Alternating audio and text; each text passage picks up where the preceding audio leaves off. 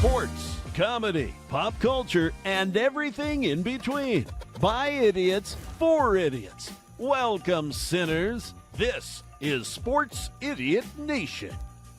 Welcome into Sports Idiot Nation. It is the last day of season 1, and so I'm teasing you with the new digs. What do you think, Alex? Of course, Alex Merino's joining me. Pretty nice, right? Fancy, real fancy. Yeah, real cleaned up here. This is what season 2 is going to look like. I wanted to, give a taste. Reminder, Monday, Wednesday, and Friday. Monday, Wednesday, Friday, that's when we are coming to you on the podcast. Remember to follow us at Sports Idiot Nation, wherever you get your social media. Joining me is, of course, the brother from another mother, literally, Alex Merino.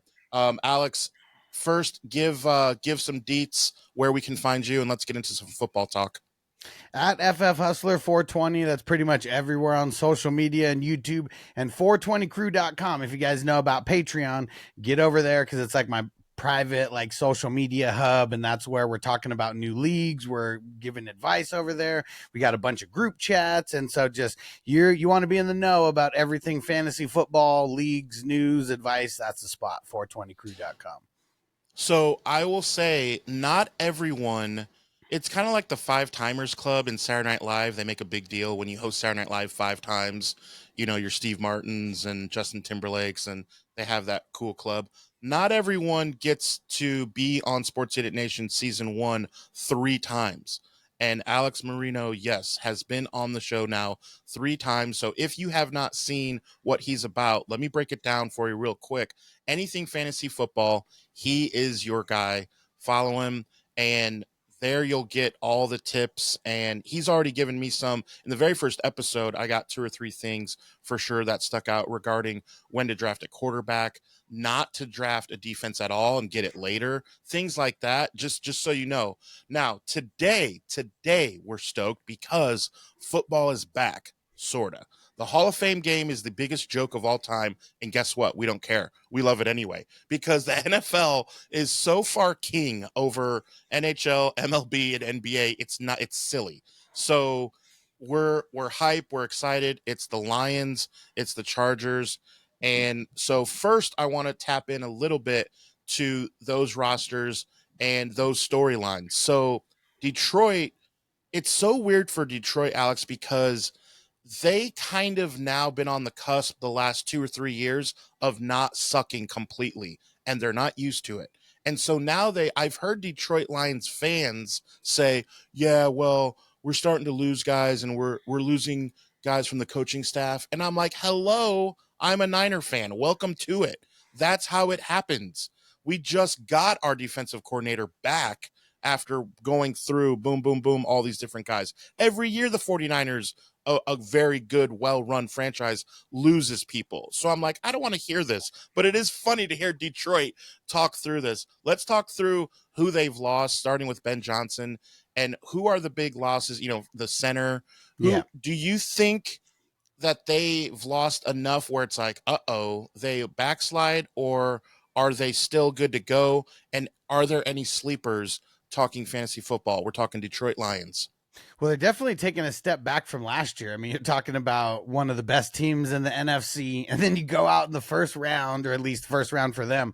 So maybe that was them knowing that they want to suck, they didn't want to lose their coaches and offensive coordinators. And, maybe if they sucked enough, the center would come back. No.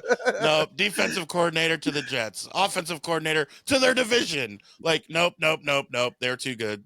It happens. I mean, the thing that is going to suck for them this year, their schedule is tougher. You have one of the best records in the NFL last year. You're going to end up with one of the tougher schedules in the NFL the next year. So that's one thing that's going to be tough for them. One thing that, they have working in their favor. The additions on defense. I know a lot of you guys might not care about the IDP, but defense does win championships in the NFL. If Aiden Hutchinson can stay healthy for a full year, we're talking about an insane pace that he was on last year. I really want to see him stay healthy because he legit could be the best edge rusher in the league. We saw it in a short spurt last year, and we saw him, learning as a rookie.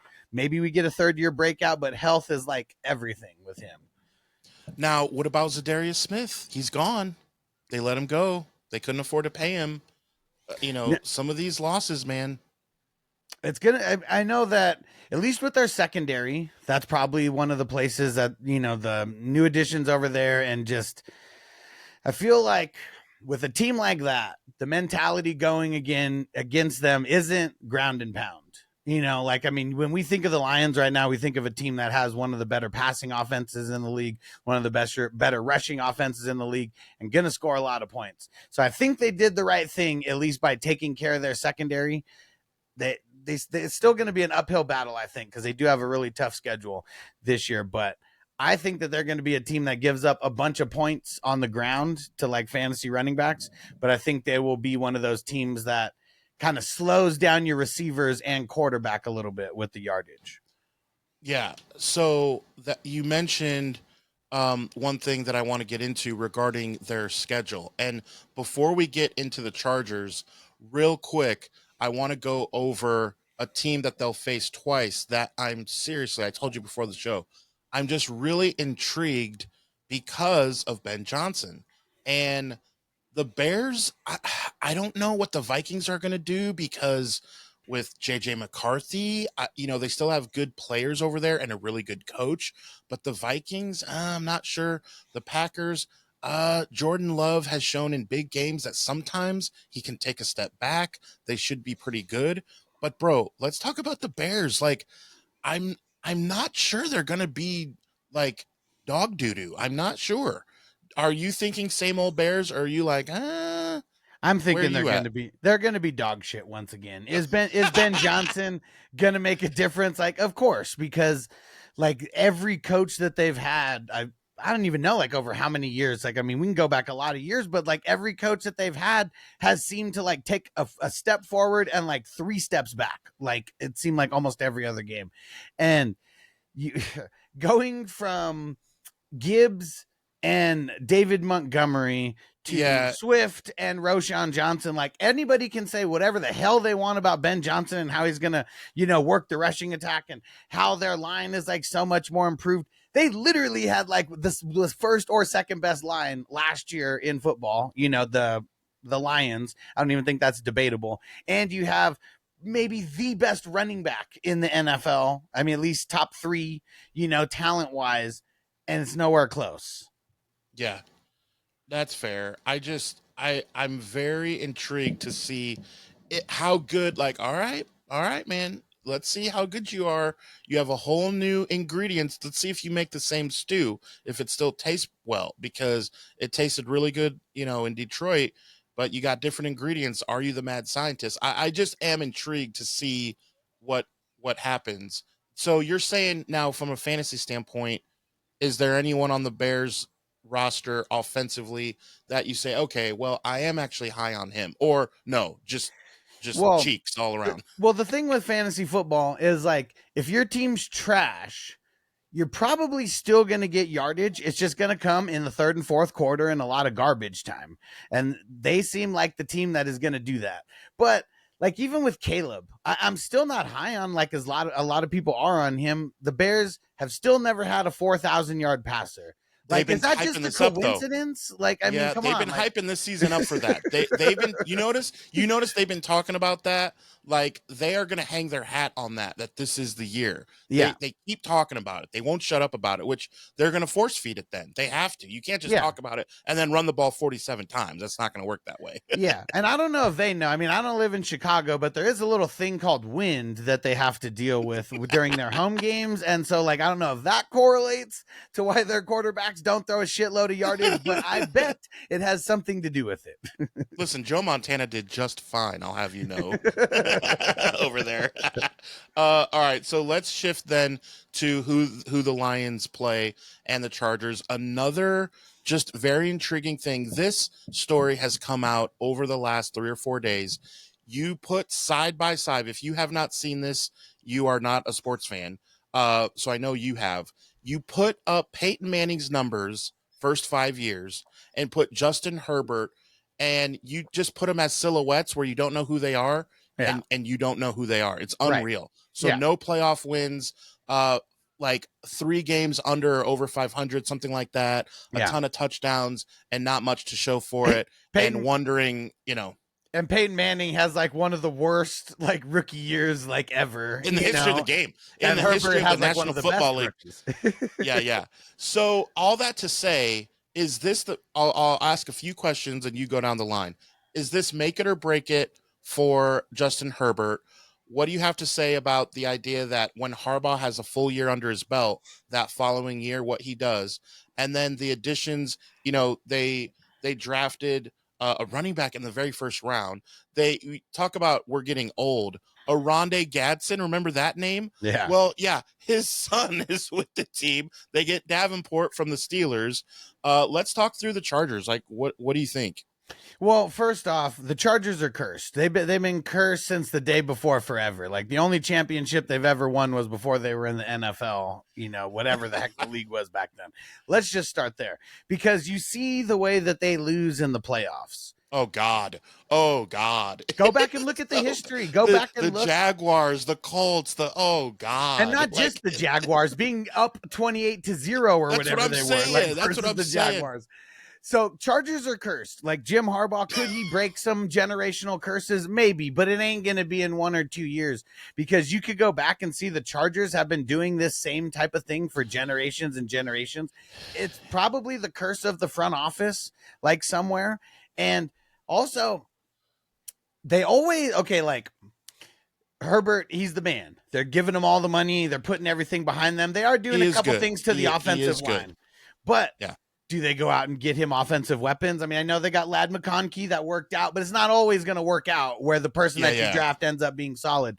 They're going out, they're doing things for the run game, which they should. They don't need like trash run game, but that's where the Chargers always fail. Like you got this, I don't even know where he is money wise in the league, top 5, I think, for like overall contract or whatever. But sure. It's like you want him to put the team on his back instead of giving him the pieces to actually like go out there and kick ass. So they're cursed, man. They're cursed. They're going to fail again, but they are going to be good for fantasy. Yeah. They'll score some points. And I think what kept the curse going after starting with like Dan Fouts was Arnold Schwarzenegger with the "Go Chargers, go!" Yeah, that was horrific. So that kind of kept it going. But yeah, losing to the Jags like that also kept it going in the recent memory. That is terrible.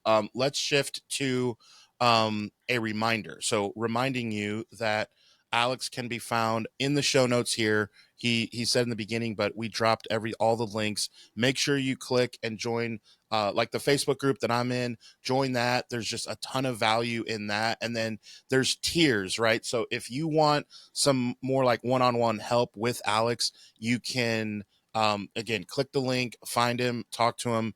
He'll run through different leagues, whatever you play, he's got you. And then a reminder for Sports Idiot Nation, starting this Monday, just a few days, we're in season 2. Monday, Wednesday, Friday are our episodes. Now, I want to shift to the East, the North in the AFC, because other than the Baltimore Ravens, which could be argued that they are one of the best run organizations, they don't win the Super Bowl every year. That's fair. But as far as organizations go, I'm keeping them out of it.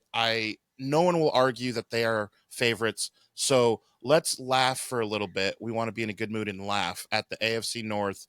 So we have the Steelers with Aaron Rodgers, who is on the wrong side of 40 years old, has a little bit to prove. They grabbed DK from Seattle, and they still don't know how to run offense because Tomlin, I don't know, he knows about as much of offense as Omar Epps does, who is going to play him in a movie, Lifetime movie in the next 10 years. And they finally paid TJ Watt, but every year I say this is the year that Mike Tomlin won't be above 500, and he finds a way to make me look like an idiot. I think this is the year where I finally get one over on Mike Tomlin, that he has a losing record. Cleveland, you and I could run that team better. The ownership, they don't pay people. They don't do anything.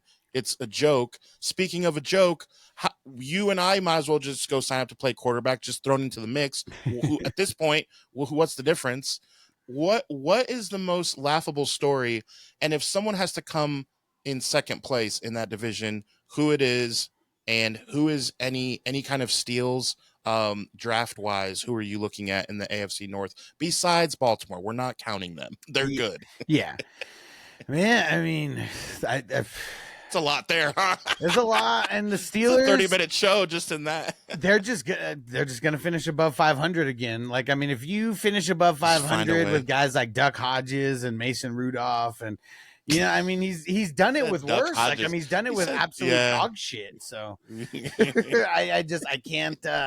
I can't bet against them, because as long as they're halfway decent, it's just their game plan of winning is just too good, and the defensive scheme is too good. If Rodgers could get anywhere close to what Big Ben was in his last year going out, not the 5,000-yard year, talking 2 years after that, That's will be an 11-win team, because the division, Bengals are good on paper, right? But they always somehow figure out how to lose points because of their defense. Their defense has good pieces, but it's not an overall unit. It may be better coached than the Browns on defense, but that's what loses them everything. I mean, they have all the firepower in the world on offense, but if your defense can't control the ball at all, you're just going to suck. So, yeah, I think it's going to be the Browns. And I do think that the Bengals are going to win more games than the Steelers. It might come down to one of them winning 10 games and one of them winning 9, but I'm still putting the Steelers over 500. Okay, give us a player from the AFC North that maybe not most people are looking at. How about Jerry Jeudy? So he's someone that's getting drafted. It depends on your type of league, but 8th, 9th, 10th round. It's going to be Joe Flacco that's starting. As trash as people may think he is. You look at the footage, he's still got a little zip on his ball, enough, more than everybody else over there, and that's hilarious. Not even close. This is hilarious conversation. This is just hilarious. Because we think of a guy like Joe Flacco, who the Ravens said sucked in 2019, or 2018, whenever Lamar got, kind of handed the reins, and it's before COVID. Yeah. What? Joe Flacco's old. He's done. He can't play. Ago. And there's 5 quarterbacks on the Browns, and he's head and shoulders better than all of them. Yeah. Well, he's not getting pulled over every 18 minutes either. No. Because he drives slow. He works fast on the field, old, but he drives slow. Yeah. Drives slow, sit low, like state of Florida. So let's go into another storyline that I'm curious to get your take on, and that is the Chiefs. And I think they're going through an interesting shift, and they're still a good football team, I will say. Right? And I will admit, I love listening to Colin Cowherd, because I love to just sit there and grit my teeth and clutch my fist at all the stuff that I don't agree with. So he's a genius, because he's not like Stephen A. Smith and yelling and screaming, but he's a genius in that he knows that he's so if he's so off the edge on something, he'll get either people that really are yes, or common sense people be like, Colin, that is a dumb take. And his guy that does the news, Jason, forget his name, J-Mac, so Jason something. J-Mac said that the Chiefs will not make the playoffs. Now that was one of the bolder takes, and I haven't heard anyone else say that other than J-Mac. It's because it's a dumb take. It's because it's a dumb take. So when you look at the AFC West, you're saying the Raiders, we talked about the Chargers, but dude, the Broncos, you don't think the Broncos have enough with half of my 49ers on the team and Sean Payton? Not yet. Okay. I'm not saying in a year or two, as Knicks gets a little bit older, but one of the things, the reason why there's sophomore slumps for quarterbacks is because now the league has a full year of tape on you. And I'm not saying that Sean Payton's not going to evolve the offense or anything, but usually we get sophomore slumps because of that reason. My bold take is Patrick Mahomes is going to win the MVP, and it's because he's going to have the lowest odds to win the MVP that he's ever had, and because everyone's counting him out, is that puts that chip on his shoulder. When's the last time he won the MVP? When Tyreek Hill left, when everyone's like, oh, the Chiefs are going to suck. But they've only made the Super Bowl the last 3 years in a row. They're not having huge turnover. A lot of bullshit went down, and they faced a team that was hands down the best in the NFL last year. Yeah, I think they'll make the playoffs. I think that is a crazy take. I do think Denver will. Denver's that team that is starting to believe a lot like the Lions did 3 years ago that, like, hey, because the Broncos were kind of a joke over the last decade, really. Yeah. And they're starting to believe like, no, no, no, no, no, no. Not only are we not a joke, not only are we formidable, we do expect to win every game. And there is something to be said about a team being dangerous when they truly believe that. There's teams out there, the Saints don't believe that. Let's just be honest. That Yeah. wasn't on my list I sent you to talk about, right? Were No. they? Like, hey, Well, let's talk about this. The Saints weren't on there. yeah. And that's why, though, because now you actually have a quarterback. If you don't have a shit quarterback, if you have a shit quarterback like they've had ever since Peyton Manning, was there, like, you can't be like super confident when you got like Brock Osweiler, behind, behind center. It's just, you're not thinking that you're going to win. And their defense is Right. probably one of the best in the league and anchored by Surtain. So there's a couple other storylines that I want to get into. But before we do, I want to ask you again, for those who have not caught the count them, 2 other episodes that you've been a part of, let's go through a little fantasy football strategy. And what are some of the conversations that you're having? Because I've seen a lot of your streams. Dude, I will say you go live more than like CNN. Like, dude, like you are live every 5 seconds. Like, we got to cut out soon so you can get live on your channel, right? Like, I don't dude, think it's unbelievable. And it's not blowing smoke, but I do go live more than anybody else in the industry. And I think even a couple years ago, I think I streamed like more times quantity and just more lengthwise than anybody. And it's really just to give back to the community. I mean, everything that I'm doing, it's 100% fan funded, but I do this 100%. So I put a lot of time into doing these drafts live, and we're giving draft grades, and it's all about people getting better at drafting right now in July so they can kick everybody else's ass in August, when everyone's finally getting back into it. And then during the season, most of the time I'm going live talking about news that's happening. Maybe it's in the morning, maybe it's in the afternoon, and answering fantasy questions. And that's most of what I'm doing during the season. I mean, I do have a bunch of uploaded videos, but going live for the games and hanging out with peeps and, just having a dope place for fantasy goers and football goers to hang out.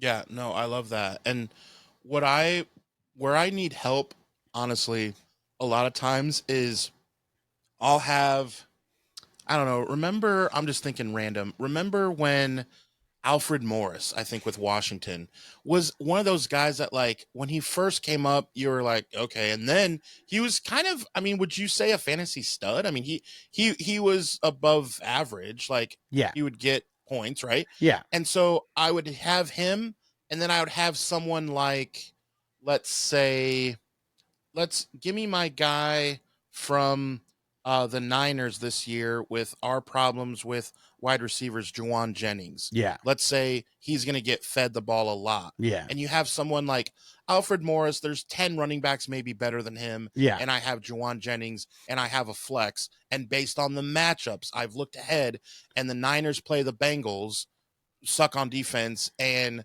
Washington plays Cleveland, tough against the run. Yeah. So if that's your example, that's actually a pretty good example. Yeah. What's your take on that? Well, I'm seeing a lot of the thing. Okay. So do people really care how the cake is baked? Like, I think that's what it comes to with people who like watch me, because I have like all these points that I'm like tracking and I'm charting for like offenses, defenses, and just all these things. And I just tell people who I should start based on that. If I gave like every single, like, this is why you should do it because of these 20 reasons, and then like these 20 reasons over here, it might get a little too boring. So I think like that's something like when I'm doing my start and sit videos, I will give like kind of like my blanket like answers of like, I think you should start this guy, this offense, this defense, whatever. But when I'm actually like doing my start and sit, like if you come in live and you ask me, I got these 3 players, who do I start and why? Yeah. Sometimes I'll give a quick answer depending on how busy it is, but a lot of times I will go in and I'll like literally talk out the scenario. I'm like, okay, well, this guy, he's going up against this. He's got to go against this. He's got to go against this. And then this guy, Yeah. he's got to go against this. But this is a con here. So I like this person more than this person because of that. And then this person, like, I like this, and this. And like, I've literally talk out this situation in about 60 seconds and then digest it all and tell you who I think. Yeah. Okay. So I take a lot of the thinking out, but it's because I'm like, I don't like, if I'm talking about the players that I'm tracking on a normal basis and like who would I start and sit, we're talking in the hundreds because I'm talking offense, we're talking defense, we're talking IDP. So I have all this information in my brain. And when I'm talking it out, that's when it all kind of comes to fruition because sometimes I need to like remember these certain things as I'm talking it out. I'm like, oh shit, I forgot about that. You know what? We're switching that. We're doing this one. So that's why being on live is the best because you'll actually get my thoughts in real time, not a blanket video for like, you know, the masses. Right. Yeah. And also reminder, people can get your one-on-one time in the different tiers that you offer. Yeah. So that is something that they can do. Again, check the description, check the show notes for that. Yeah, that's dope, man. And it's something that doesn't exist right now in the fantasy world is you can go sign up for 15, 25 bucks a month and you'll literally get my cell phone. And I could even be on a show. And if you're too busy to where you can't come in, I'll answer my cell phone while you're doing it. Got to pay to play though. That's what it's all about, being one of the VIPs. And then you get the VIP phone number and literally anytime you have a question or trade, you know, offer or whatever, you bounce that idea off of me. Yep. No, that's there's nothing there. I mean, there's nothing else out there like this. That is awesome. I'm looking forward to season 2 where we just get you a lot with NFL season rapidly approaching. All right, I have one last team that I want to talk through. Before I do that, I want to ask you, is there anything that jumps out to you about the league that we haven't talked through that's been on your mind?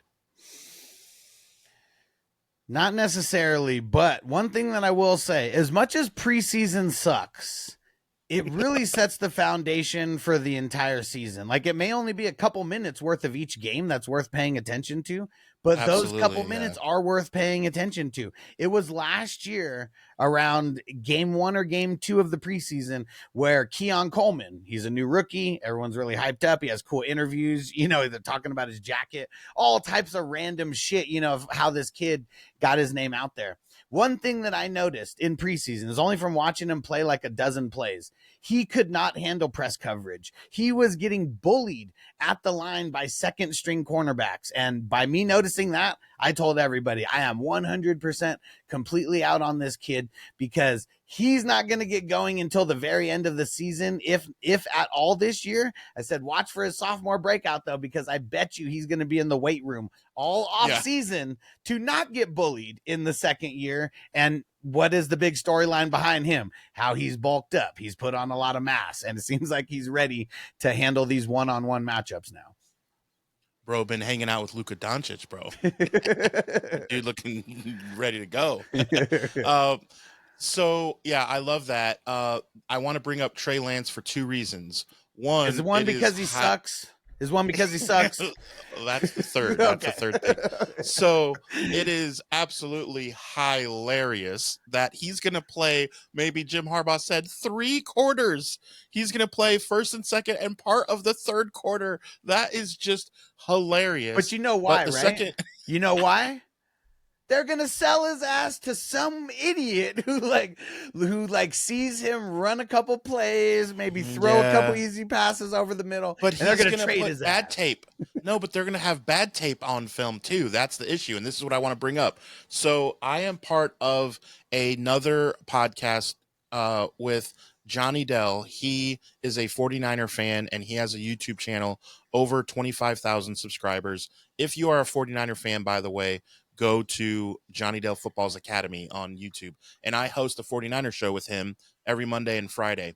And he posts, the reason why he's so popular is he puts X's and O's on the screen. He gets film from the NFL, and then he puts X's and O's out there tells you that they're in palms coverage. He explains what that is. He explains which choice route and why. I mean, it's intense stuff. It's not just for a casual fan, right? And it's all things Niners. And during a preseason, he showed Brock Purdy and Trey Lance run the same play. And the timing for Brock Purdy. Now, I'm not going to just say Brock Purdy's the best quarterback in the league. I'm not one of those guys. But I will say it was ran like so differently. Trey Lance ended up a 4-yard gain with a scramble, and Brock Purdy had an 18-yard out route to some fifth receiver who's not going to make the team. Because again, we're talking preseason. Yeah. And it was the same exact play. And Brock just had it and timing. The ball was out before the receiver was out of his break. This is preseason, and Brock was a rookie.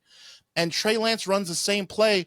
Not only does he not see it, he feels it and just runs and gets a 3-4 yard gain. Yeah. That is the difference. And I think we'll see that tonight when Trey Lance takes the field in Canton, Ohio.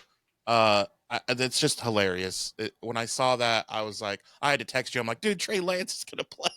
And here's one other thing too about Trey Lance. I mean, I'm not like a fashion, extraordinaire or anything, but I just can't take a man seriously if he's wearing a sports bra, in practice. I know you've seen the picture. I'm sure everyone's seen the picture. It's like, you are not the leader of an NFL team. You are not. Yeah. Yeah. I'm not I got my Bill Murray shirt, if you can see. Yeah. I'm not a fashionista or anything, but yeah, that is definitely, I concur. So, man, dude, I'm so hyped for season 2. We're going to have you on for our Monday shows. And the goal here's what the goal is. I want to let everyone know we're going to have different blips, different little videos from you throughout the year on, I want to do like little things where maybe we do go over some players. Maybe it'll be for my own fantasy team. We'll see. And we want to have you on talking about what injuries affect this team, what, who's available in most leagues and why. I'm really excited there's always a receiver every year. I call it the Marquise Colston rule, because Marquise Colston was one of those guys that, like, okay, you don't know yet, and all of a sudden he's catching like 19 touchdowns per game with Drew Brees. You're like, okay, I guess I got to go get that guy. Yeah. Every year there's going to be that guy, and I'm excited to see. That's what we want to talk through, what running backs, kind of thing. I'll give you one wide receiver right now, because he's going lower right now because of probably sour taste in everyone's mouth, but Garrett Wilson. And he's shown it. He's done it good with the bad quarterbacks. I'm not saying Justin Fields is a great quarterback, because I really don't like Justin Fields like that. But they played together before, and a lot of it has to do with the schedule. He has one of the easier schedules for all of wide receivers, and they just gave him a fat chunk of change. Sometimes that sucks because, I don't know, sometimes you get paid and then you get hurt. But I just think because of where he's going now compared to even just last year with the Rodgers hype, I feel like it's a great price. Okay, I'm interested in that. I'm usually not interested in much from the Jets, but I do see where you're coming from. So that's pretty interesting. And this is the stuff that I'm talking about that I love talking through. So stay tuned for season 2, and we will see you Monday. Okay, all you sinners, follow Sports Idiot Nation on TikTok, X, and Instagram. Like us on Facebook, and remember, the most fun way to watch us is on YouTube every Monday and Thursday. Be sure to hit the notification bell so you can be updated when new content drops. Remember, the podcast can also be found on the usual suspects of Apple Podcasts and Spotify. Always remember, don't be an idiot. Sinner.